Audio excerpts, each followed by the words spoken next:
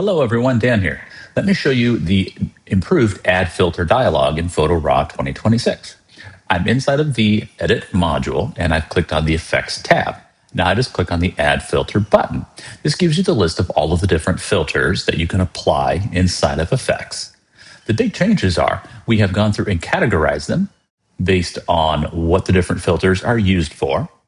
You'll notice there's some new filters in here. There's also a new legacy category. These are kind of older filters that most people don't use very often.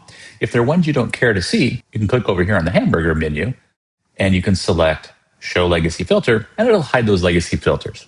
Same thing for the little preview and the description. If you're an old pro and you're not interested in seeing those, you can turn the description off and it just makes that dialogue a little bit smaller. Let me turn those back on.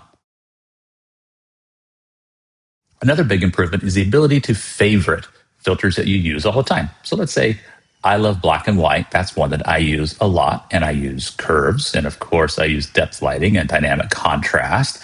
And maybe lens blur is an important one to me, and sunshine.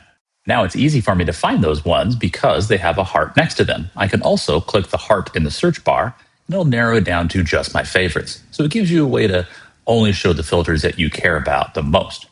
And of course, you always have search at the bottom. So there you have it. Those are the improvements to the Add Filter dialog. We hope it makes it easier for you to find your favorite filters and to hide things that are less important to you. Thanks for watching.